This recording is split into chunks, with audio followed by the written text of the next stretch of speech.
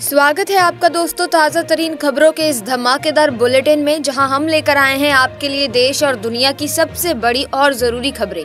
तो चलिए बिना किसी देरी के सीधे चलते हैं उन खबरों की ओर जो आपके दिन को बनाएंगी और भी जानदार और जिंदा दिल। सो ये है आज की बड़ी खबरें।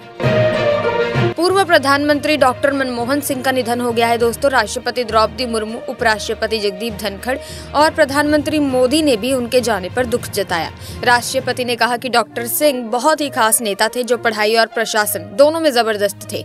साथ ही उन्होंने ये भी बताया कि डॉक्टर सिंह ने भारत की अर्थव्यवस्था को सुधारने में बड़ा रोल निभाया, चाहे वो किसी भी पब्लिक ऑफिस में रहे हों। सच में दोस्तों उनका योगदान हमेशा याद रहेगा। वही अगली खबर देखिए, अमित शाह जी ने दिल्ली में भारतीय बीज सहकारी समिति की मीटिंग ली। उन्होंने वहां कहा कि 2025 और 26 तक इस बीज समिति से 20,000 और सहकारी समितियों को जोड़ने का प्लान है। बड़ा ही दमदार टारगेट सेट किया है। लगता है खेती और बीज व्यवस्था में सुधार के लिए बड़ी तैयारी चल रही है। राष्ट्रपति द्रौपदी मुर्मू ने राष्ट्रपति भवन में 17 बच्चों को प्रधानमंत्री राष्ट्रीय बाल पुरस्कार से नवाजा। उनमें से एक महाराष्ट्र के अमरावती की करीना थापा भी हैं। करीना ने तो कमाल ही कर दिया था। मई में एक फ्लैट में आग लग गई थी और वो इतनी बहादुरी से आग बुझाने में जुट गई कि बड़ी दुर्घटना होते होते बच गई। उसने एलपीजी सिलेंडर फटने से रोक लिया। उसके पापा वहाँ केयर टेकर का काम करते हैं और उसने धुआं देखकर तुरंत एक्शन लिया। साथ ही पश्चिमी अरब सागर में हाउती आतंकवादियों के हमले और समुद्री डकैती काफी बढ़ गई थी। इसी को देखते हुए हमारी भारतीय नौसेना ने जबरदस्त काम किया है। पिछले एक साल में 30 से ज्यादा जहाज तैनात किए और 25 से ज्यादा घटनाओं पर तुरंत एक्शन लिया गया।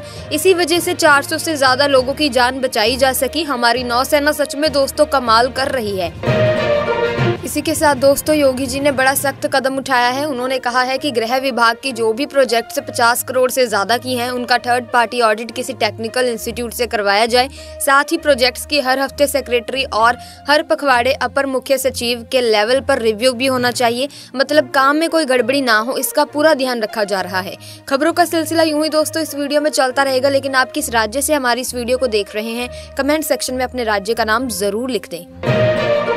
इसी के साथ देखिए, ministry of personnel public grievances and pensions के तहत जो प्रशासनिक सुधार और लोक शिकायत विभाग है, उन्होंने चौथे सुशासन सप्ताह 2024 और प्रशासन गांव की ओर नाम के राष्ट्रव्यापी अभियान को बड़ी सफलता से पूरा किया। ये अभियान 19 दिसंबर से शुरू हुआ था और कल ही खत्म हुआ। साथ ही हमारे विदेश मंत्री डॉक्टर एस जयशंकर ने वॉशिंगटन डीसी में अमेरिका के national security adviser Jack Sullivan से मुलाकात की। दोनों ने भारत अमेरिका की स्ट्रेटेजिक पार्टनरशिप और हाल ही के ग्लोबल और रीजनल इश्यूज पर बातचीत की। वैसे जयशंकर जी अभी अमेरिका के दौरे पर हैं। ये उनकी 6 दिन की विजिट है जो 24 दिसंबर से शुरू हुई है। बांग्लादेश में हिंदू विरोधी हिंसा लगातार बढ़ रही है और इसी से नाराज होकर हिंदू अमेरिकियों ने सिलिकॉन वैली में एक बड़ा जागरूकता अभियान शुरू किया। नाम दिया है यूनुस से पूछें क्यों। इस अभियान के तहत कैलिफोर्निया में हर तरफ बड़े बड़े होर्डिंग्स और बिलबोर्ड लगाए गए हैं। ये लोग अब खुलकर आवाज उठा रहे हैं। साथ ही जो कोचिंग इंस्टीट्यूट्स मिसलीडिंग एडवर्टाइजमेंट से स्टूडेंट्स को लुभा रहे थे, उन पर सरकार ने कार्रवाई कर दी है। सेंट्रल कंज्यूमर प्रोटेक्शन अथॉरिटी ने 3 कोचिंग सेंटर पर जुर्माना ठोक दिया है। वजह ये है कि ये अपनी सिविल सेवा एग्जाम की सफलता दर को लेकर लगातार जानकारी फैला रहे थे। अब हर एक 15 लाख रुपए का फाइन लगाया जाएगा। सही किया है। ऐसे झूठे दावे करने वालों को सबक सिखाना बहुत जरूरी है। साथ ही पाकिस्तान में सैन्य अदालत ने 9 मई की हिंसा में 60 लोगों को दोषी ठहराया और उन्हें 2 से 10 साल तक की सजा दी है। इससे पहले 25 लोगों को दोषी माना गया था। अब जिनमें से एक नाम खास है इमरान खान के भतीजे हसन खान नियाजी का। उन्हें लाहौर के कोर कमांडर के जिन्हा हाउस पर हमले में शामिल होने के लिए 10 साल की सजा दी गई। ये सजा वाकई बहुत ही ज्यादा कड़ी है।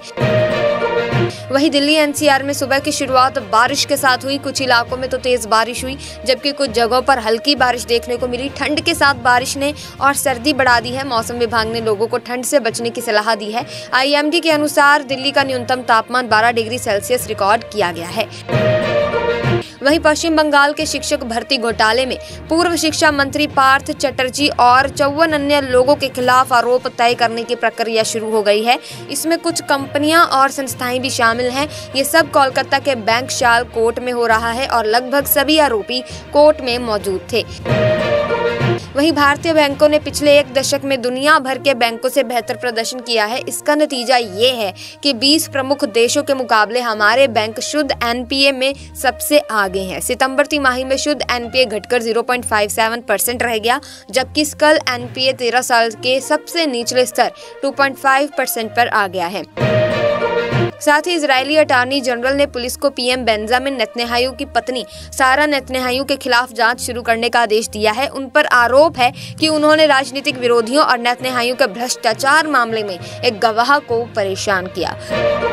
हाल ही में रिजर्व बैंक ने एक रिपोर्ट जारी की है दोस्तों, जिसमें बताया गया है कि Mahatma Gandhi national rural employment guarantee scheme में काम की मांग कम हो गई है। रिपोर्ट के मुताबिक कोरोना महामारी के बाद के मुकाबले इस फाइनेंशियल ईयर के ज्यादातर महीनों में मनरेगा के तहत काम मांगने वालों की संख्या में गिरावट आई है। साथ ही प्रधानमंत्री मोदी ने मध्य प्रदेश को कई बड़ी सौगातें दी हैं। खजुराहो में उन्होंने केन और बेतवा नदियों को जोड़ने वाली परियोजना का शिलान्यास किया, यानी दोनों नदियों का जल एक साथ लाया गया। इसके अलावा ओंकारेश्वर में उन्होंने फ्लोटिंग सोलर पावर प्लांट का उद्घाटन भी किया और साथ ही 1153 अटल ग्राम सुशासन भवनों का भूमि पूजन भी किया। वहीं विश्व हिंदू परिषद ने हिंदू मंदिरों पर सरकारी नियंत्रण को खत्म करने के लिए एक राष्ट्रव्यापी अभियान शुरू करने का फैसला लिया है। ये अभियान 5 जनवरी को आंध्र प्रदेश के विजयवाड़ा से शुरू होगा और पूरे देश में फैलाया जाएगा। उनका उद्देश्य राज्यों से मंदिरों को सरकारी नियंत्रण से मुक्त करने की मांग करना है। साथ ही सुप्रीम कोर्ट के प्रसिद्ध वकील और कार्यकर्ता प्रशांत भूषण ने एक देश एक चुनाव के बारे में अपनी राय दी। उन्होंने इसे अव्यावहारिक और असंवैधानिक कहा। उनका कहना था कि संसदीय लोकतंत्र में एक साथ चुनाव कराना मुमकिन नहीं है, क्योंकि सरकार का कार्यकाल बहुमत पर निर्भर करता है। गृह मंत्री अमित शाह ने हाल ही में 10,000 नई बहुउद्देशीय प्राथमिक कृषि ऋण समितियों का उद्घाटन किया। इस मौके पर उन्होंने कहा कि मोदी सरकार सहकारिता को बढ़ावा देकर ग्रामीण अर्थव्यवस्था को नई ताकत दे रही है। साथ ही उन्होंने ये भी कहा कि मोदी सरकार 5 साल से पहले ही 2 lakh PACS primary agriculture cooperative societies बनाने का लक्ष्य पूरा कर लेगी। वहीं हरियाणा सरकार अब रोहिंग्या मुसलमानों को राज्य से बाहर करने की तैयारी कर रही है। इसके लिए राज्य पुलिस और CID ने एक बड़ा अभियान शुरू किया है। पुलिस की टीमें लगातार झुग्गी झोपड़ी में जाकर रोहिंग्या की पहचान कर रही हैं। इसके अलावा RSS के नेताओं ने भी कई बार सरकार से ये मांग की है कि न सिर्फ हरियाणा बल्कि पूरे देश से रोहिंग्या मुसलमानों को बाहर किया जाए, क्योंकि ये देश की सुरक्षा के लिए बड़ा खतरा बन सकते हैं। सहारा इंडिया में अपनी मेहनत की कमाई जमा करने वाले करोड़ों लोग अब भी अपने पैसों की वापसी का इंतजार कर रहे हैं। ये इंतजार तब भी खत्म नहीं हुआ जब 18 जुलाई 2023 को CRCS सहारा रिफंड पोर्टल लॉन्च किया गया था। ये पोर्टल सुप्रीम कोर्ट के आदेश के तहत शुरू किया गया था, ताकि सहारा में पैसा जमा करने वालों को उनका पैसा वापस मिल सके। साथ ही राजस्थान के कोटपुतली में 3 साल की बच्ची चेतना बोरवेल में गिर गई थी और अब 3 दिन हो गए हैं। रेस्क्यू ऑपरेशन चल रहा है, लेकिन अभी तक सफलता नहीं मिल पाई है। उत्तराखंड से स्पेशल टीम बुलाई गई जो पाइपिंग मशीन से खुदाई कर रही है। बच्ची को बचाने के लिए ऑपरेशन अभी भी जारी है। चेतना पिछले 70 घंटों से बोरवेल में फंसी हुई है। अब रैट माइनर्स की टीम ने मोर्चा संभाल लिया है। ये वही टीम है जिसने उत्तराखंड में टनल में फंसे मजदूरों को सुरंग खोदकर बाहर निकाला था। साथ ही भारतीय रेलवे एक नई ट्रेन लाने का प्लान कर रहा है जो दिल्ली से श्रीनगर के बीच चलेगी। खास बात यह है कि ये ट्रेन सेंट्रली हीटेड होगी, मतलब स्लीपर कोच में भी ठंड से बचने के लिए हीटर लगे होंगे। और सबसे मजेदार बात, ये ट्रेन सिर्फ 13 घंटे में दिल्ली से श्रीनगर पहुंचा देगी। इमेजिन करो, इतनी ठंडी जगह का सफर, और वो भी गर्माहट के साथ। इसी के साथ दिल्ली की ठंड तो बढ़ रही है, लेकिन सियासत का तापमान और भी ज्यादा गर्म होता जा रहा है। अब नया विवाद यह है कि नई दिल्ली विधानसभा इलाके में नोट बांटने की बातें हो रही हैं। मुख्यमंत्री आतिशी और केजरीवाल जी ने बीजेपी के नेता प्रवेश साहब सिंह वर्मा पर नोट बांटने का आरोप लगा दिया है। सोचो, चुनावी माहौल में ये सब तो होना ही था, पर अब देखते हैं कि आगे क्या होता है। राष्ट्रीय आयुष मिशन ने पारंपरिक इलाज के तरीकों का इस्तेमाल करके लोगों को सुगम और सस्ती स्वास्थ्य सेवाएं प्रदान की है, जिससे उन्हें सशक्त किया है। केंद्रीय आयुष राज्य मंत्री प्रताप राव जाधव ने दिल्ली में सभी के लिए आयुष राष्ट्रीय आयुष मिशन के जरिए समग्र स्वास्थ्य सेवा नामक फिल्म श्रृंखला का उद्घाटन करते हुए ये बात कही। साथ ही बता दें कि सरकार ग्रामीण भारत में संपत्तियों को वैध बनाने और उन्हें आर्थिक विकास के लिए उपयोगी बनाने के लिए स्वामित्व योजना शुरू कर रही है। इस योजना के तहत 2.19 करोड़ संपत्ति कार्ड बांटने का लक्ष्य रखा गया है, जो मार्च 2026 तक पूरा किया जाएगा। पंचायती राज मंत्रालय के सचिव विवेक भारद्वाज के मुताबिक इस योजना का उद्देश्य ग्रामीण क्षेत्रों में लोगों को उनकी संपत्ति के अधिकार देना है, ताकि वे इन संपत्तियों को बैंक से कर्ज लेने के लिए इस्तेमाल कर सकें। यूजीसी ने छात्रों को बताया है कि जब भी आप किसी पब्लिक जगह पर हों, जैसे कैफे या मॉल, तो वहां के वाईफाई का इस्तेमाल करके ईमेल या नेट बैंकिंग अकाउंट ना खोलें। साथ ही ये भी कहा है कि सार्वजनिक चार्जिंग पॉइंट से फोन चार्ज करते वक्त भी सतर्क रहें, क्योंकि इससे आपका अकाउंट हैक हो सकता है। दोस्तों, सरकार आने वाले बजट में इनकम टैक्स को कम करने पर विचार कर रही है। एक ताज़ा रिपोर्ट के मुताबिक ये कटौती उन लोगों को फायदा पहुंचा सकती है जिनकी सालाना आमदनी 15 लाख रुपए तक है। रॉयटर्स की रिपोर्ट के अनुसार केंद्र सरकार फरवरी 2025 में पेश होने वाले बजट में ये कदम उठा सकती है, ताकि खास तौर पर मध्यम वर्ग और शहरी इलाकों में रहने वाले लोगों को राहत मिल सके। साथ ही भारतीय रिजर्व बैंक ने हाल ही में एक 8 सदस्यीय समिति बनाई है, जो वित्त क्षेत्र में कृत्रिम मेधा के जिम्मेदार और नैतिक इस्तेमाल पर एक रूपरेखा तैयार करेगी। आरबीआई ने बताया कि इस समिति के अध्यक्ष भारतीय प्रौद्योगिकी संस्थान मुंबई के कंप्यूटर विज्ञान और इंजीनियरिंग विभाग के प्रोफेसर पुष्पक भट्टाचार्य होंगे। वहीं लोकतंत्र में चुनाव का बहुत महत्व होता है। जब लोग चुनावों में बढ़ चढ़कर हिस्सा लेते हैं तो ये उस देश के लिए खुशी की बात होती है। भारत, जो कि दुनिया का सबसे बड़ा लोकतांत्रिक देश है, उसमें भी चुनावों में लोगों की भागीदारी बहुत बढ़िया रहती है। चुनाव आयोग के मुताबिक हमारे देश में लोग दिल से चुनाव में हिस्सा लेते हैं। साथ ही लोकसभा चुनाव में आम आदमी पार्टी और कांग्रेस ने एक दूसरे के उम्मीदवारों के लिए प्रचार किया था, लेकिन अब दिल्ली विधानसभा चुनाव से ठीक पहले इनके बीच टकराव बढ़ गया। दोनों पार्टियों के बीच मतभेद बढ़ने से विपक्षी दलों के गठबंधन इंडिया की एकता भी खतरे में पड़ गई है। आम आदमी पार्टी ने कहा है कि वो गठबंधन में शामिल दलों से कांग्रेस को बाहर करने की मांग करेगी। साथ ही भारतीय किसानों ने बताया है कि सरकार ने जो विवादास्पद कृषि सुधारों को वापस लेने का फैसला किया था, उसके एक हफ्ते बाद वे अपना 1 साल पुराना विरोध प्रदर्शन खत्म कर रहे हैं। हजारों किसान दिल्ली की सीमाओं पर डटे हुए थे और कई किसान गर्मी, सर्दी और कोविड से अपनी जान गंवा चुके थे। अब वे शनिवार से अपने अपने घरों को लौटना शुरू कर देंगे। ये आंदोलन प्रधानमंत्री नरेंद्र मोदी की सरकार के लिए एक बड़ी चुनौती बन गया था। साथ ही बता दें कि सीधी जिले के रामपुर नैकीन इलाके में एक बेहद दुखद घटना घटी है। दोस्तों, वहां एक हाई टेंशन टावर लगाने का काम चल रहा था और अचानक वो टावर टूटकर गिर गया। इस हादसे में काम कर रहे 9 मजदूरों को ऊंचाई से गिरने का सामना करना पड़ा। 2 मजदूर तो वहीं मौके पर ही अपनी जान गंवा बैठे। बाकी 3 को अस्पताल ले जाया गया, लेकिन इलाज के दौरान उनकी भी मौत हो गई। अब 4 लोग गंभीर हालत में हैं और उनका इलाज जारी है। उन्हें संजय गांधी अस्पताल रीवा रेफर किया गया है।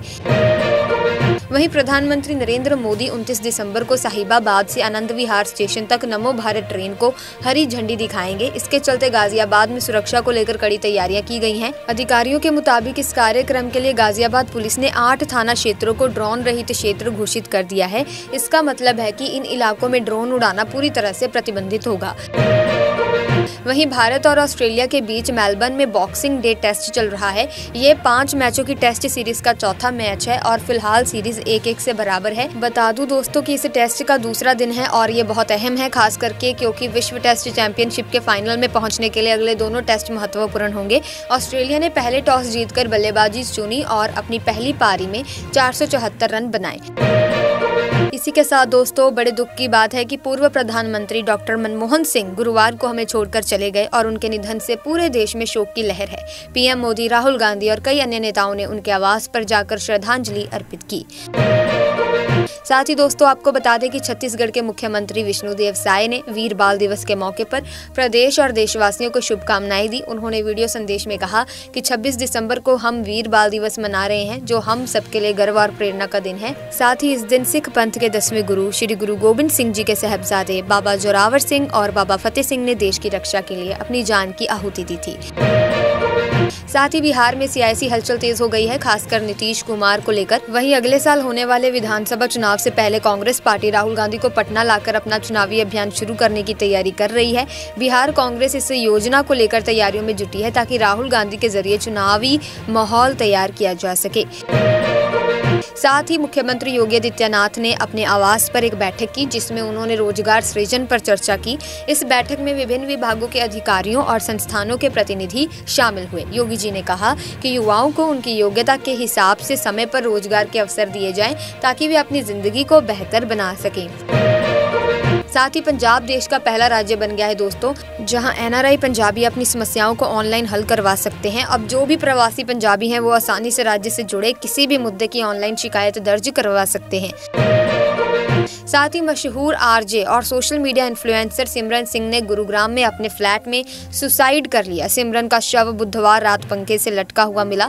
26 वर्षीय सिमरन जम्मू के डिग्याना मोहल्ले की रहने वाली थी और 2 साल से गुरुग्राम के सेक्टर 47 में किराए के फ्लैट में रह रही थी। वहीं दोस्तों, विधानसभा चुनाव के प्रचार में तेजी के साथ आम आदमी पार्टी के संयोजक अरविंद केजरीवाल की परेशानी बढ़ सकती है। दरअसल पिछले हफ्ते उपराज्यपाल ने आबकारी नीति मामले में केजरीवाल के खिलाफ मुकदमा चलाने की सिफारिश की थी। सो फिलहाल के लिए दोस्तों आज की वीडियो में बस इतना ही। आई होप वीडियो आपको इन्फॉर्मेटिव लगी होगी और काफी कुछ नया जानने को मिला होगा। अगर हाँ तो आप इस वीडियो को लाइक करें, शेयर करें, चैनल को सब्सक्राइब करके बेल आइकन को प्रेस कीजिए, ताकि तमाम नए वीडियोस की अपडेट आपको समय समय पर मिलती रहे। हम मिलेंगे आपसे जल्द ही, तब तक के लिए थैंक्स फॉर वॉचिंग।